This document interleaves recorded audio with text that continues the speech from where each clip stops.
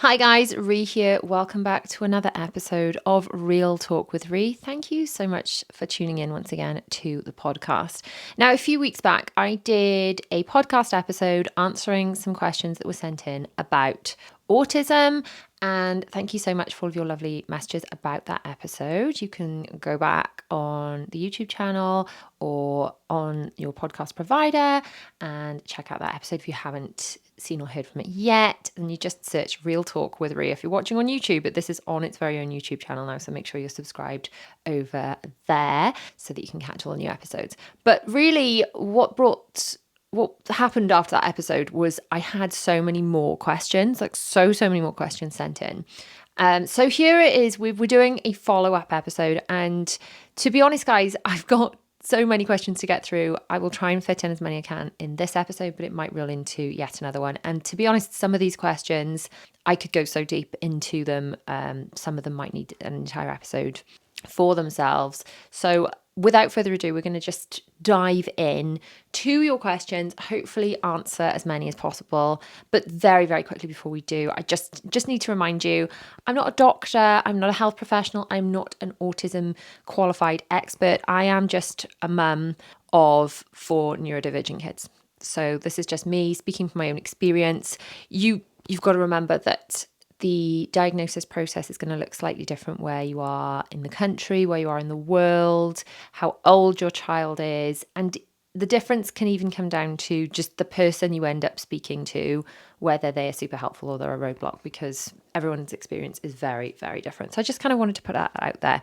And now we're going to dive into your questions. So how do my kids deal with unexpected change, supply teachers, etc.? Now, unexpected changes are a big, big challenge when it comes to autism. And I didn't even really think about how much of a challenge this is until I was talking to a friend of mine about food shopping and about how if she ran out of a certain jam, for example, that her children normally eat, they would rather than just have a meltdown about that, and rather than it ruin their day, they would just eat something else. And she's got neurotypical kids. And this blew my mind a little bit, because if you've ever watched my vlogs over on my Mummy of 4 channel or anything, you'll know that, especially when I was doing a lot of grocery hauls, I buy things in. I don't like to run out of things, because I know that things like that can cause massive upset for my children. If there's a certain thing that they're expecting to have and then it's not there, it can cause a lot of upset. So I spend a lot of my time kind of pre-firefighting then, organizing as much as I can, trying to be as prepared as I can, trying to see what might cause an issue and kind of cushion any blows that might be coming and prepare them for everything. So we're going on a trip, there's lots of preparation, we watch a lot of vlogs, they know exactly where we're going. I could never surprise a trip on my kids. And then, so I do all this preparation, I do all this planning, and then it will always be something that blindsides me. So the things I think they're going to really struggle with this, generally they're really well prepared for, and generally they sail through those things because I've prepared them for them. But things like a supply teacher can be a real spanner in the works, a real blindsided, I didn't see that coming, how do we deal with it? So from our experience in our school, luckily, yes, the children have their main teacher, but they just have so many amazing support staff and TAs that can also be consistent within your children's school journey. And I think the key for me has really been forging a relationship with as many of those staff and teachers as I can. So it's not just that one staff member, it's not that one teacher that you know, that you speak to the TAs, you speak to all of them as much as possible. And the best way to get involved in and get to know these people is actually by getting involved in the school. So for example, during COVID, where they were allowed to go to school, but we weren't allowed to congregate so they can have a proper show, I offered to go in and film what the children were doing and put together a video for the parents, like instead of a school concert, that kind of thing. And I got to know so many, especially since there were 1 or 2 new members of staff that I didn't really know that well.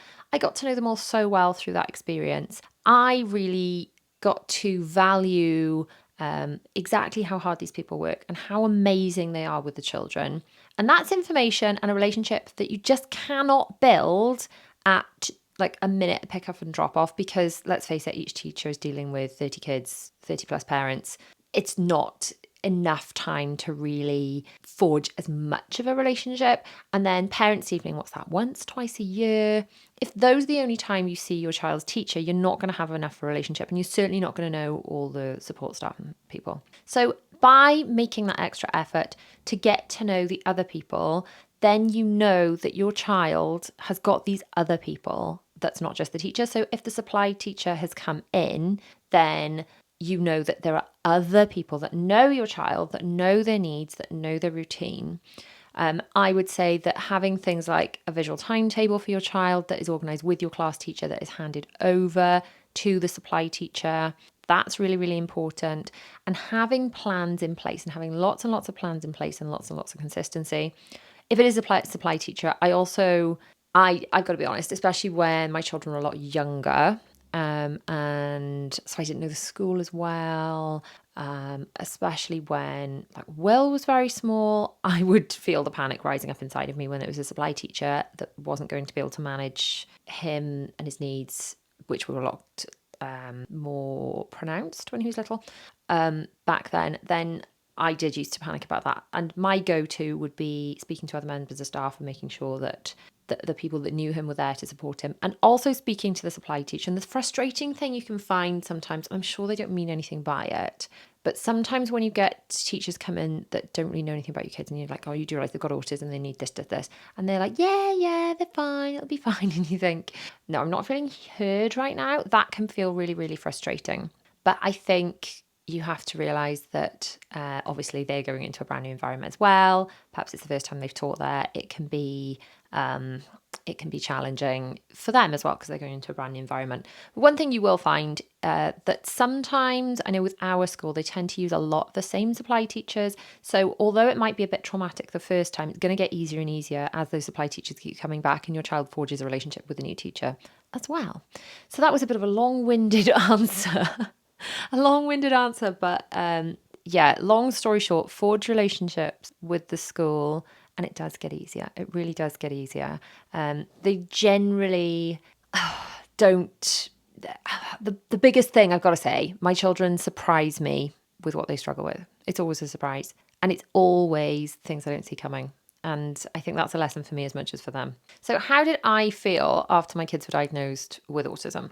At the time, initially, after the very first, finally got the results, I think the biggest overwhelming emotion, is it an emotion or a state of being, is just pure exhaustion. And I think for each of them, it had been such a battle, and that's how it feels. It just feels like, fighting stance, gloves on, like fight. And I don't know, the worry had been so much that what if they don't get diagnosed? What if the stuff that I see at home, they don't see within the process and it gets ignored, and then they have needs that aren't met because they didn't get the diagnosis? So I think a big worry of mine was, what if the struggles they have that I see day to day don't show up within that assessment situation? Having witnessed these assessments, and I was allowed to watch 3 through one-way glass, but my eldest he went through the school system, and it was during COVID, so it was very different. And I don't know how much of that would have been different if it hadn't been COVID times.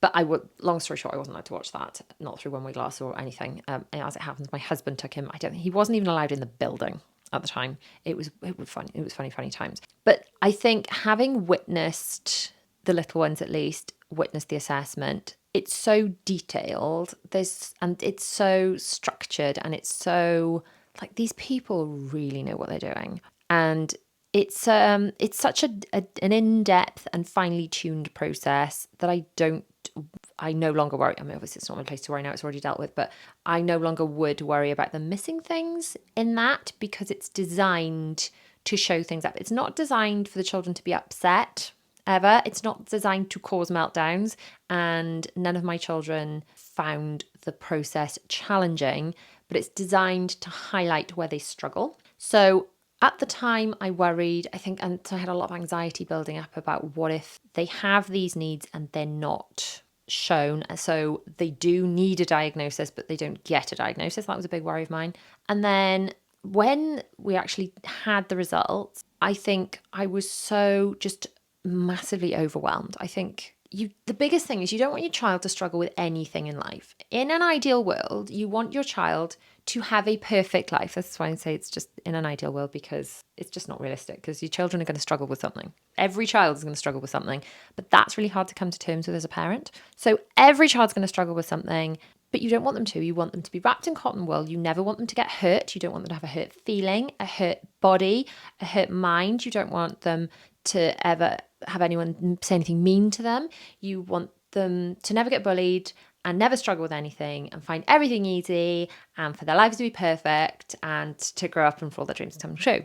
And I think we face something like an autism diagnosis and you think, oh, well, maybe you worry that they're going to have struggles that you didn't want for them. But the truth of the matter is that this sounds awful and very negative, and I try not to be negative, but everyone struggles with something. And what I can see now is having an autism diagnosis for my children just highlights the things that they're more likely to struggle with, and where perhaps we need to focus our attention on being able to help them and assist them through things.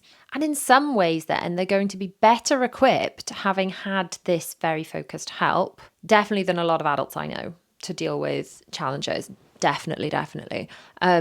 Me included, probably. So they've had this extra support. They've had what they need to navigate. And I've got to say, so much of the help that my children have received in navigating social situations and things, it's just really good parenting advice. It's really good advice from schools. It's really good advice that I don't think would hurt any child. So, for example, they had game club, which was sort of like a social training is probably the wrong word, social, like a weekly thing where they were learning about turn taking and things that wouldn't necessarily come naturally to kids with ASD, especially not being able to deal with winning and losing and all that kind of thing. So they teach us through the medium of games. To a degree, that would help all children. So while it doesn't come as naturally to children with ASD, I think a lot of children struggle with that kind of thing. So having that extra help and support is never going to be a bad thing for my children. So I think initially I was massively overwhelmed, going back to the question of how did I feel after the diagnosis, massively overwhelmed because I'd been fighting for so long.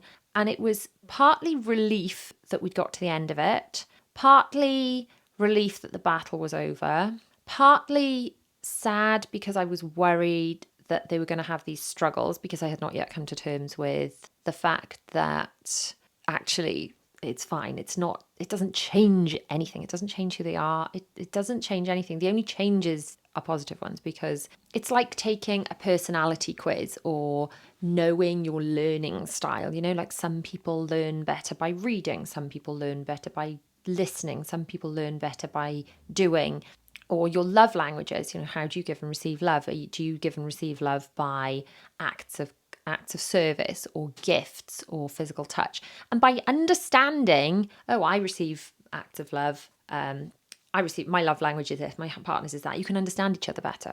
By understanding how you learn, you can revise better. And by understanding how your brain works, you can just go through life and make it easier. So I'd not yet quite got there initially anyway, with the first, I guess the first child that was diagnosed. And then after that, the other emotions I was feeling were very much just wiped out. So wiped out. And the biggest advice that I could give to any parent that is about to go into this, I'm going to be delivered the results of the assessment, is to pre-write a text message to well-meaning friends and family, because what you'll find is you'll get a lot of people, and they're very well-meaning and they're people that love you and want to be there for you, and it's lovely.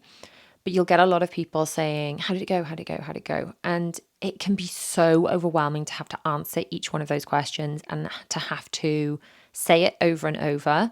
And that is part of the reason I made the video where I explained what happened in the diagnosis meeting, because I thought I've got the energy to say this once, and then I don't want to repeat myself. I'm just going to send people, the video when I know the answer to this.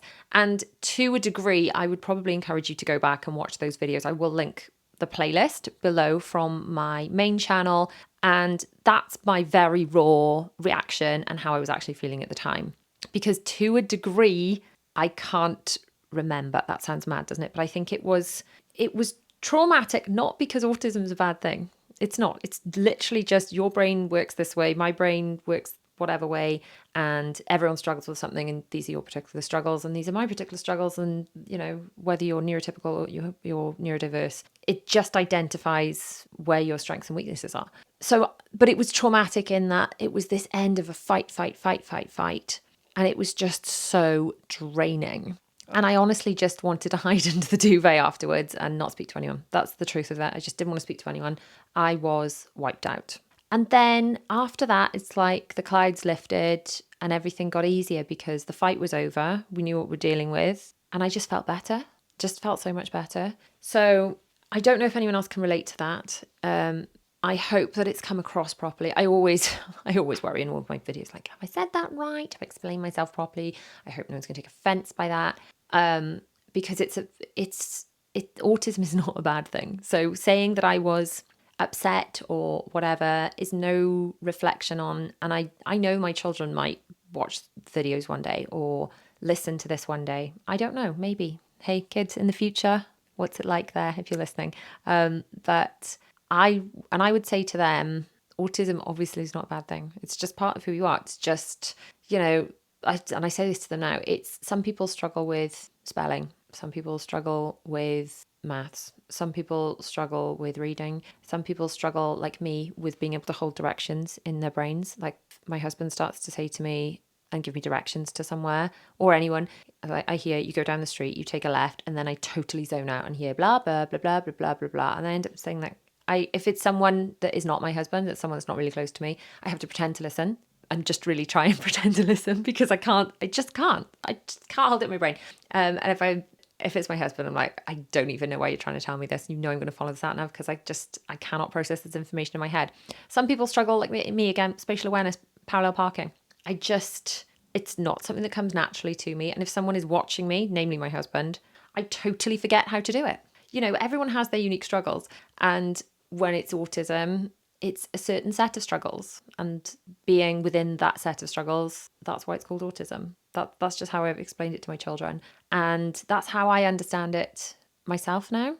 I don't know if that, if perhaps an adult with autism would understand it the same way. I don't know if that's the correct way. That's just how it seems to be to us, to our family. So I hope that makes sense too. I hope that makes sense. I know I feel like I say that a lot. I'm just trying to open up my notes and I find the next question. I do feel like I say I hope that makes sense a lot because I sometimes, I don't know. I try and explain it as best I can. And I know I'm not perfect. I know I'm not going to necessarily get all this exactly right. I'm just trying to share our experiences in the desperate hope that if someone's feeling as lost and as hopeless and as tired as I was feeling back then, that some of these words help them or give them some comfort. Because honestly, as tiring as it was, the whole battling process of forms and not being believed and just feeling like, am I making this up in my head, and second guessing yourself and questioning yourself, it's just so worth it. I feel like there's peace on the other side of that struggle because now I've got the understanding of how to parent my children without second guessing them, and just which direction to look in for help and which direction to look in for advice. And it's really made a massive difference to me. Anyway, it has made a massive difference. Okay, so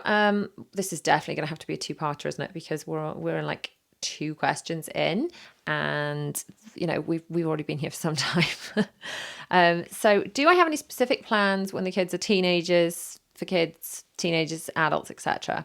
I'm going to be honest, and this is a pretty short answer, but no.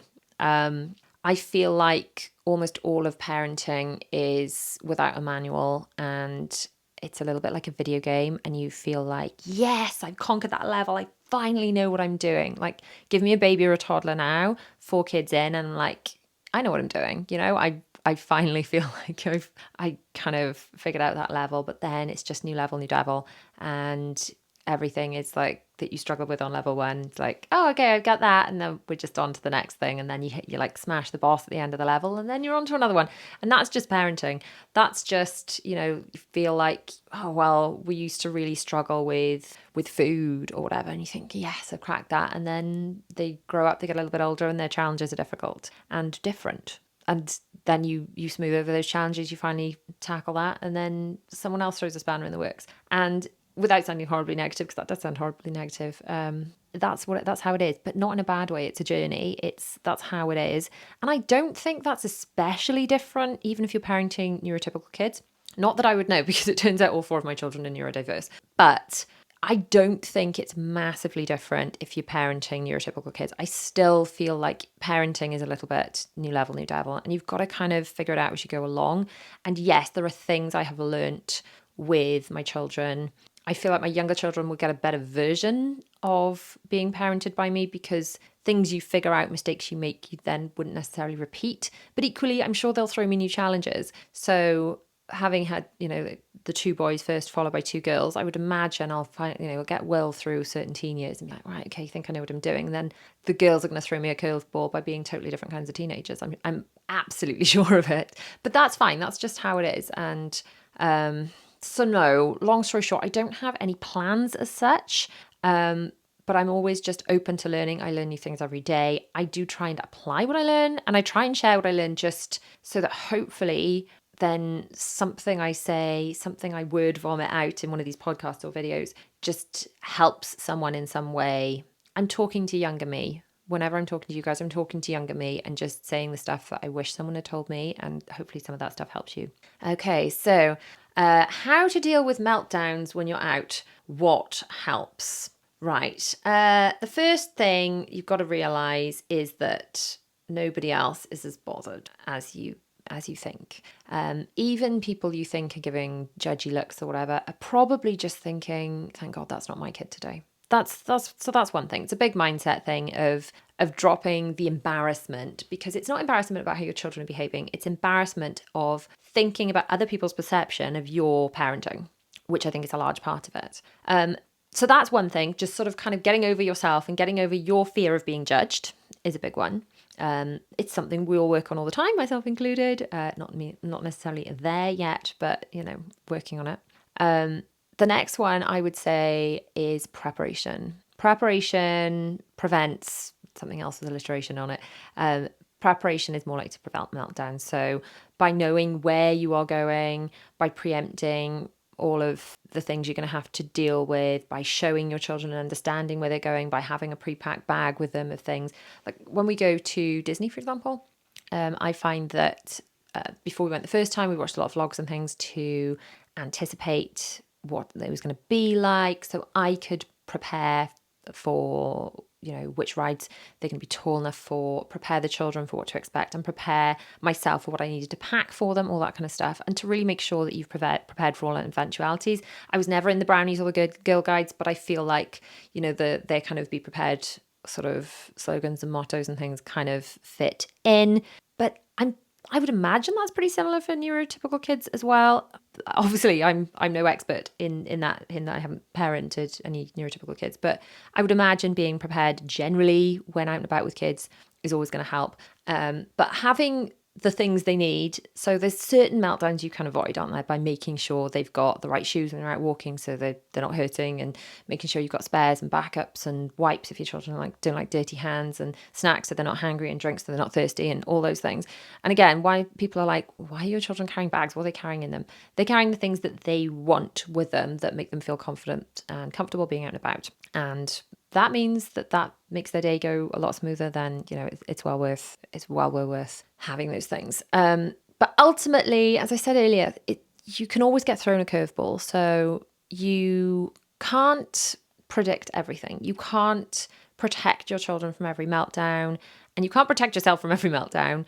And sometimes you will have prepared everything. You'll think you're doing a great job, and there'll still be a meltdown in public. And how to deal with that is staying as calm as possible, to realize that no storm can last forever, and they cannot possibly melt down forever. They can't possibly scream forever. It can't possibly, it will fizzle out. And sometimes the harder and more extreme the meltdown, the quicker the storm burns out. So just kind of trying to remain calm yourself, not get sucked into like meeting them at that level, and trying to remain calm, realizing that this is not your fault. It is not their fault. It is not anyone's fault. And your job is just to try and be there for them, for your child, and to kind of nurture them through it. And to just realize that meltdowns can happen, but try not to let it stop you from doing things. Because I get a lot of messages, DMs, emails, I get a lot from parents who are scared to take trips with their kids. And especially after watching the Disney vlogs, there's a lot of people who say that they are really grateful for the vlogs because it's given them the confidence to try doing things like that with their children they wouldn't have previously done. And that's why I try and include lots of information. I put lots of information on screen about, you know, if this was especially loud, or this was especially scary, or there was a long queue for this, or just any tips that I wish someone had told me in advance that I think might help people. I try and include all of that. So if you're not following me on my Mummy of Four Does Disney channel, please do head over there and subscribe to that channel. If you're interested in traveling with kids or Disney with kids, I try and share all of that information over there. But what I was the point I was making was, a lot of parents say that they don't have the confidence to try doing things with their kids because they're worried about meltdowns, they're worried about how they'll cope. And what I say to you is, and it's pretty generic advice actually, I think you're more likely to regret the things you don't do than the things you, how do you say do without sounding like poo, than regret the things that you do, basically. So I would just urge you to don't let the fear of meltdowns hold you back from doing things with your children. And yeah, there's all the cliches, they all grow up too fast and you only get so many summers with your children and all the stuff that's just generally made to make us feel guilty. But you don't have that long when they're little. And I don't know whether it's because I'm getting older or because I've got 4 kids, and it seems like the more children I have, the more that time has sped up. And yes, it is nerve-wracking thinking, oh, what if they melt down on, like, I'm taking them on a solo trip to London. Let me see, by the time this goes out, will I already have been? I'm not sure, possibly. I can't figure out the timings in my head off the top of my head, but I'm taking the children, my husband's working, we're going on a day trip to London, so it is quite a long time on the train, so it's just myself and the 3 little ones. We've been invited to an event. It's going to be very exciting. It is nerve-wracking, and I could easily think it's going to be easier not to go because of the potential meltdowns. If I just even start spiraling about the potential meltdowns that could happen that day, then I could spin right out. However, I've decided to take the plunge and do it anyway because I think it'll be an amazing experience for them. It will be an amazing learning experience for them. We will be doing a lot of preparation before we go. But sometimes meltdowns happen, but you know what? You could stay home and do nothing ever, and meltdowns could still happen. You can't protect your children or yourself from that happening. So my advice to you is to just kind of go for it wherever possible. So I hope that's been helpful. I've got so many more questions to get to, so that's going to have to be in a future episode. So make sure you are subscribed on YouTube, on your favorite podcast provider, wherever. There will be an upcoming episode where I get to a lot more of these questions. But for now, thank you so much for tuning in once more to another episode of Real Talk with Rhi. I shall see you guys soon. Mwah.